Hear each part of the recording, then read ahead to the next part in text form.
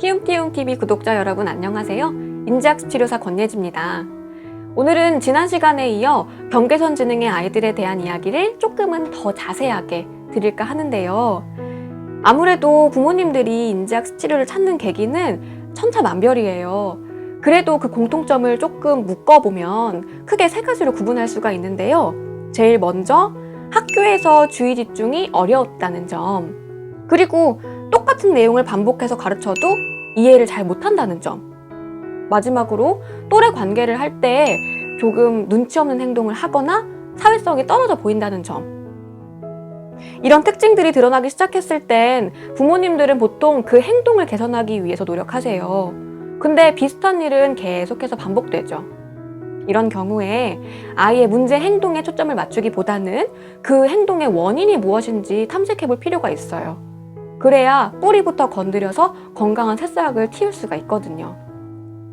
이번 영상에서는 이런 행동의 원인이 상대적으로 낮은 지능에 있는 경우, 특히 아이들이 학교 생활을 시작해서 공부를 열심히 해야 하는 초등학교의 시기에는 어떤 특징을 보이는지 자세히 말씀드리고자 합니다.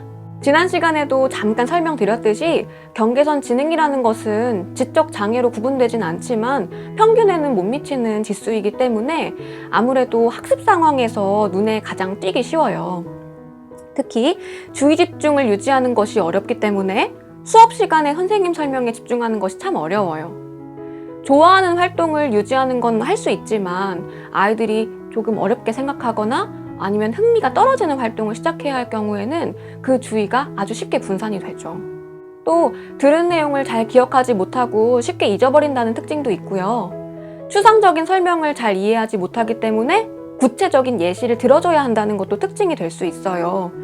예를 들어 친구들끼리 사이좋게 지내야 해 라는 설명을 했지만 그 사이좋게라는 말을 구체적으로 이해할 수가 없기 때문에 오히려 친구들을 잡을 땐 세게 잡지 말아야 해, 친구를 만날 땐 안녕이라고 먼저 인사하는 거야, 이렇게 추가적인 설명이 필요하죠. 지금까지 말씀드렸던 것처럼 밖으로 드러나는 인지적인 특징도 있지만 물론 정서적인 특징도 있습니다. 제일 먼저 스스로 판단하는 일이 어렵기 때문에 다른 사람의 말을 잘 믿고 따른다는 의존적인 성향이 있고요. 또 또래보다 순수하고 어리기 때문에 쉽게 토라지고 서러운 경험을 많이 해요. 그리고 인정받는 경험이 아무래도 적기 때문에 위축되고 자존감 떨어지고 우울감이 만성적으로 있을 수도 있고요.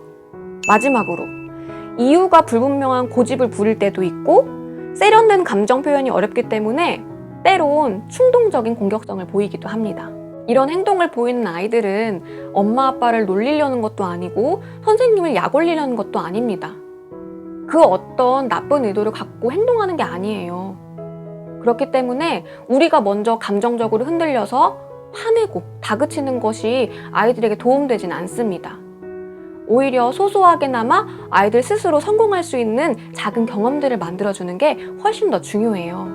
만약 지금까지 설명드렸던 특징이 내 아이, 내가 가르치고 있는 아이에게서 보이는 특징이라면 이제부터는 아이의 행동을 마냥 다그치기보다는 새로운 관점으로 아이를 이해하고 교육의 방향성을 설정하는 것이 좋겠어요. 다음 시간에는 경계선 지능의 아이들이 보이는 사회적인 특징을 말씀드릴 예정이에요. 다음 시간에 뵙겠습니다.